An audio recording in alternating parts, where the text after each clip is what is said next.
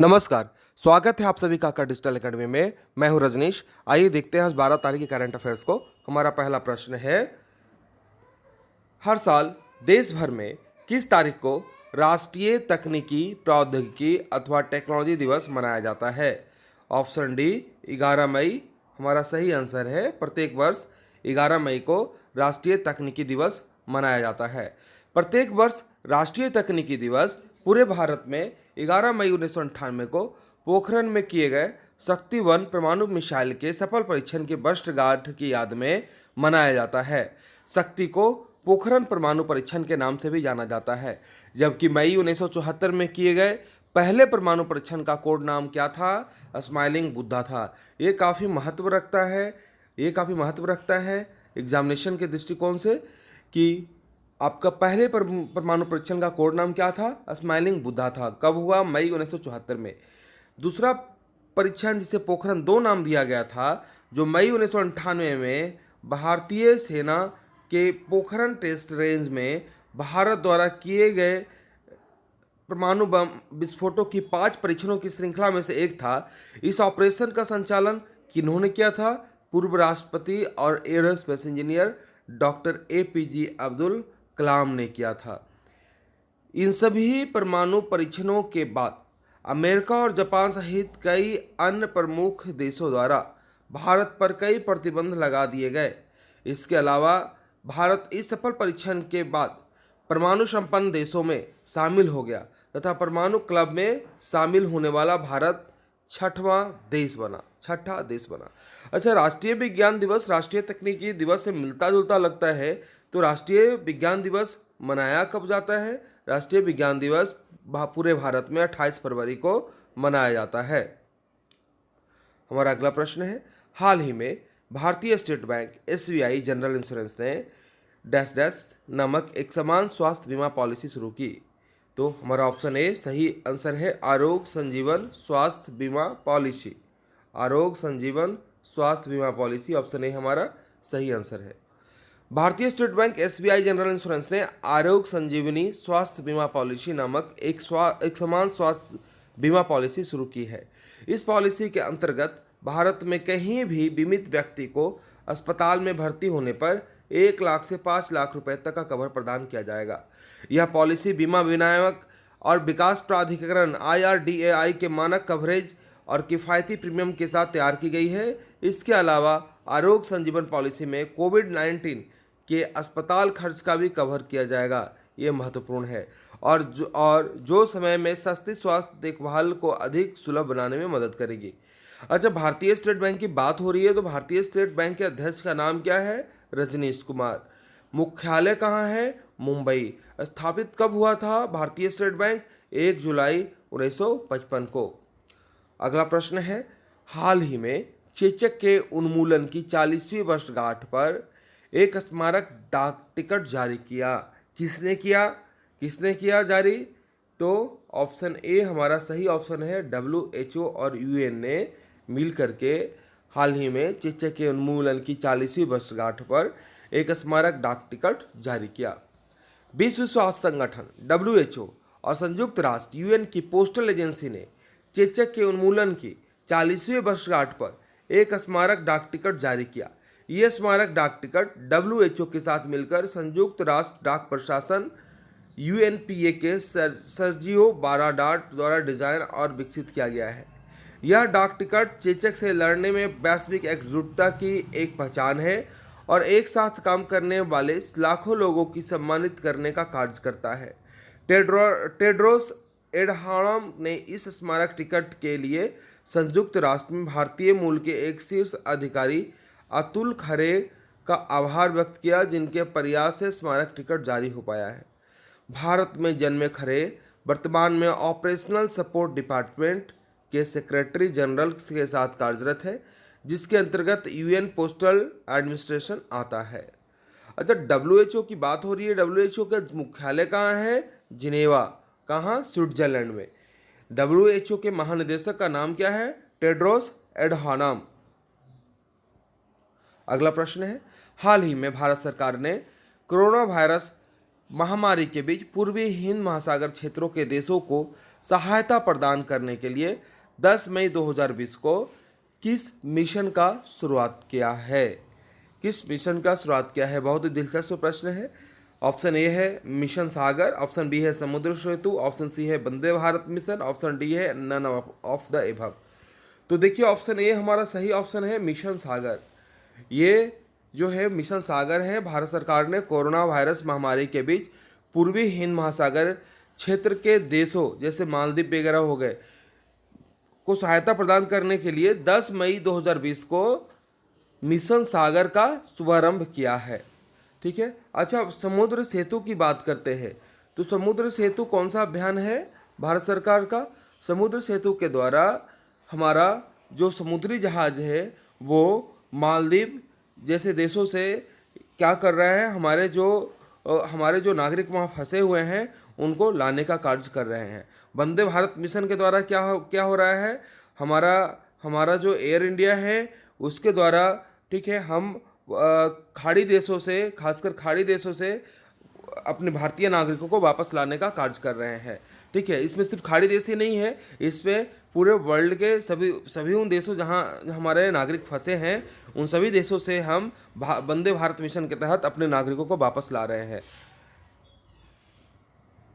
भारत सरकार ने corona virus महामारी के बीच पूर्वी हिंद महासागर क्षेत्र के देशों को सहायता प्रदान करने के लिए 10 मई 2020 को मिशन सागर का शुभारंभ किया।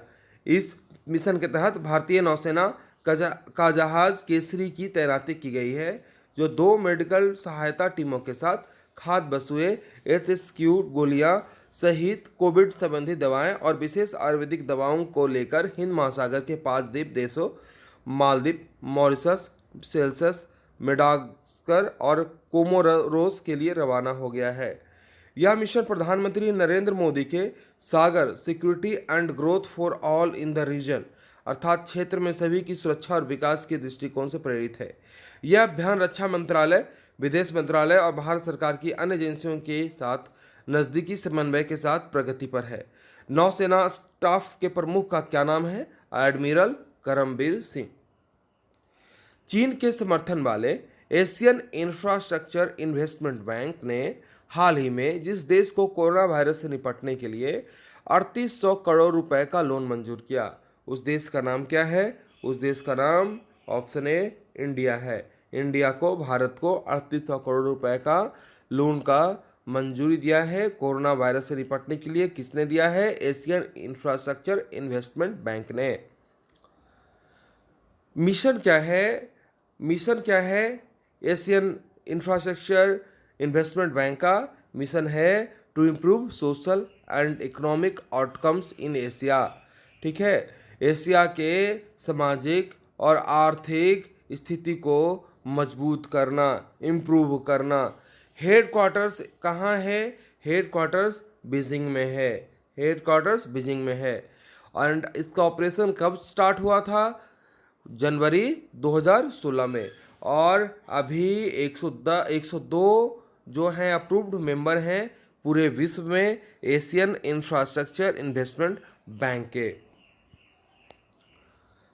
अगला प्रश्न है, हाल ही में जिस राज्य सरकार ने 11 ब्रांड के पान मसाला को 12 महीने के लिए बैन कर दिया, कौन सा स्टेट है वो स्टेट है झारखंड। ऑप्शन डी, झारखंड ने हाल ही में 11 ब्रांड के पान मसाला को 12 महीने के लिए बैन कर दिया है। तो झारखंड की बात कर रहे हैं हम। झारखंड के सीएम का क्या नाम है? झारखंड के मुख्यमंत्री का क्या नाम है? हेमंत सोरेन। और झारखंड के गवर्नर का क्या नाम है? झारखंड के गवर्नर का क्या नाम है? द्रौपदी मुर्मू। द्रौपदी मुर्मू। हमारा अगला प्रश्न है, यूरोपीय अंतरिक्ष वैज्ञानिकों ने पृथ्वी से डैश डैश प्रकाश वर्ष दूर एक नए ब्लैक होल की खोज की है। तो कितने प्रकाश वर्ष दूर एक नए ब्लैक होल की खोज की है? ऑप्शन बी हमारा सही ऑप्शन है, 1000 प्रकाश वर्ष दूर। और ये पृथ्वी के नज़दीक, पृथ्वी के सबसे नज़दीक का ब्लैक होल है। हाल ही में पृथ्वी के अब तक के सबसे नज़दीक ब्लैक होल का पता लगाया गया है। यूरोपीय अंतरिक्ष वैज्ञानिकों ने पृथ्वी से 1000 प्रकाश वर्ष दूर एक नए ब्लैक होल की खोज की है। यह अब तक का ज्ञात पृथ्वी के सबसे नज़दीक ब्लैक होल है। यह धरती के इतना नज़दीक है कि इसके साथ नृत्य करते दो तारों को बिना दूरबीन के देखा जा सकता है। यूरोपियन सर्दर्न ऑब्जर्वेटरी के खगोलविद थॉमस रिविनियस ने कहा कि यह ब्लैक होल धरती से लगभग 1000 प्रकाश वर्ष दूर है। एक प्रकाश वर्ष की दूरी 9,500 अरब किलोमीटर दूरी के बराबर होती है। लेकिन ब्रह्मांड यहाँ तक कि आकाशगंगा के संदर्भ में यह ब्लैक होल हमारा पड़ोसी है। यूरोपियन सर्दर्न ऑब्जर्वेटरी के खगोलविद थॉमस रिविनियस ने ही इस खोज से जुड़ी टीम के नेतृत्व किया था। इस नए ब्लैक होल का व्यास 25 मील लगभग 40 किलोमीटर हो सकता है। इस खगोलीय खोज से संबंधित अध्ययन 6 अप्रैल 2020 को पत्रिका एस्ट्रोनॉमी एंड एस्ट्रोफिजिक्स में प्रकाशित हुआ। इससे पहले धरती का नज़दीकी ब्लैक होल इससे लगभग 3 गुना यानी कि 3200 प्रकाश दूर पर था। हार्वर्ड ब्लैक होल इनिशिएटिव के निदेशक एवी लोएब ने कहा है कि ऐसे ब्लैक होल होने की संभावना है जो इस ब्लैक होल की तुलना में धरती के अधिक नज़दीक है। ब्लैक होल होता क्या है? समझते ब्लैक होल होता क्या है। ब्लैक होल किसी तारे का आखिरी समय माना जा सकता है। जब कोई विशाल तारा खत्म होने की ओर होता है तो अपने ही भीतर सिकुड़ने लगता है। आखिर में ये ब्लैक होल बन जाता है जो अपने भीतर किसी भी बड़ी से बड़ी चीज़ को निगल जाता है। मरते हुए तारे का आकर्षण इतना बढ़ जाता है कि इसके भीतर सारा पदार्थ आपस में ही सिमट जाता है और एक छोटे काले वॉल की आकृति ले लेता है। अब इसका कोई आयतन नहीं रह जाता लेकिन घनत्व अनंत रहता है। इसके बाद यह अंतरिक्ष के सारे पिंडों को अपनी ओर खींचने लगता है। जितनी ज़्यादा चीज़ें इसके भीतर समाती जाती है इसकी ताकत उतनी ही बढ़ती जाती है। अगला प्रश्न है, केंद्र सरकार ऐसी डैश नीति पर काम कर रही है जो मुख्य रूप से आदिवासी, ग्रामीण, वन और कृषि क्षेत्रों में उद्यमिता विकास पर ध्यान केंद्रित करेगी। तो ऑप्शन ए हमारा सही ऑप्शन है। नहीं, ऑप्शन ए हमारा सही ऑप्शन नहीं है। ऑप्शन बी भी हमारा सही ऑप्शन नहीं है। ऑप्शन सी हमारा सही ऑप्शन है, कृषि एमएसएमई, सूक्ष्म लघु मध्यम उद्योग। केंद्र सरकार कृषि एमएसएमई नीति पर काम कर रही है जो मुख्य रूप से आदिवासी, ग्रामीण, वन और कृषि क्षेत्रों में उद्यमिता विकास पर ध्यान केंद्रित करेगी। अच्छा, इसकी आवश्यकता भी भारत को काफ़ी ज़्यादा है कि काफ़ी दिनों से मांग चल रही है कि कृषि को उद्योग का दर्जा दिया जाए। लेकिन जैसे कृषि एमएसएमई नीति पर काम होगा तो इस ओर ये पहला कदम होगा। केंद्रीय मंत्री नितिन गडकरी ने 4 मई को यह घोषणा की है कि केंद्र सरकार ऐसी कृषि एमएसएमई, सूक्ष्म लघु और मध्यम उद्योग नीति पर काम कर रही है जो मुख्य रूप से आदिवासी, ग्रामीण, वन और कृषि क्षेत्रों में उद्यमिता विकास पर ध्यान केंद्रित करेगी। यह नीति स्थानीय कच्चे माल का उपयोग करके उत्पादों का निर्माण करने के लिए प्रोत्साहित करेगी। MSME export promotional council, SME, chamber of India और ब्यूटी एंड वेलनेस उद्योग के प्रतिनिधियों के साथ आयोजित वीडियो कॉन्फ्रेंस बैठक के दौरान एमएसएमई, सड़क परिवहन और राजमार्ग के लिए केंद्रीय मंत्री द्वारा यह घोषणा की गई थी। देश में एमएसएमई के कामकाज पर कोरोना वायरस महामारी के प्रभाव पर चर्चा करने के लिए विभिन्न क्षेत्रों के साथ यह बैठक आयोजित की गई थी। तो ये काफ़ी अच्छी पहल है। अगर एमएसएमई, कृषि एमएसएमई नीति बनता है तो ये कृषि जगत के लिए क्रांतिकारी नीति होगा। अगला प्रश्न, उत्तर प्रदेश यूपी के मुख्यमंत्री योगी आदित्यनाथ ने 8 मई 2020 को डैश डैश ऐप का लोकार्पण किया। कौन से ऐप का लोकार्पण किया? तो ऑप्शन बी हमारा सही ऑप्शन है, प्रवासी राहत मित्र ऐप का लोकार्पण किया। अच्छा, आरोग्य सेतु ऐप का आप जानते ही हैं। आरोग्य सेतु ऐप का भारत सरकार द्वारा इसको लॉन्च किया गया है। किस चीज़ के लिए? कोविड-19 से अलर्ट रहने के लिए। ठीक है। अच्छा, एग्जिट ऐप कहाँ किसके द्वारा लॉन्च किया गया है? यह बंगाल के द्वारा लॉन्च किया गया है। किसके लिए? जो प्रवासी लोग जाना चाहते हैं उनकी सहायता के लिए। उत्तर प्रदेश यूपी के मुख्यमंत्री योगी आदित्यनाथ ने 8 मई 2020 को प्रवासी राहत मित्र ऐप का लोकार्पण किया। योगी सरकार ने कोरोना वायरस के कारण देशव्यापी लॉकडाउन के बाद दूसरे राज्यों से उत्तर प्रदेश लौटे प्रवासी मजदूरों के लिए इस ऐप को लॉन्च किया है। यूपी सरकार के अनुसार इस ऐप को लॉन्च करने का उद्देश्य इन मजदूरों को विभिन्न योजनाओं का लाभ दिलाना है। साथ ही ऐप की सहायता से मजदूरों के स्वास्थ्य पर निगरानी रखने में भी सहूलियत होगी। यह ऐप मुख्यमंत्री योगी आदित्यनाथ द्वारा राजस्व विभाग, राहत आयुक्त कार्यालय उत्तर प्रदेश द्वारा तैयार किया गया है।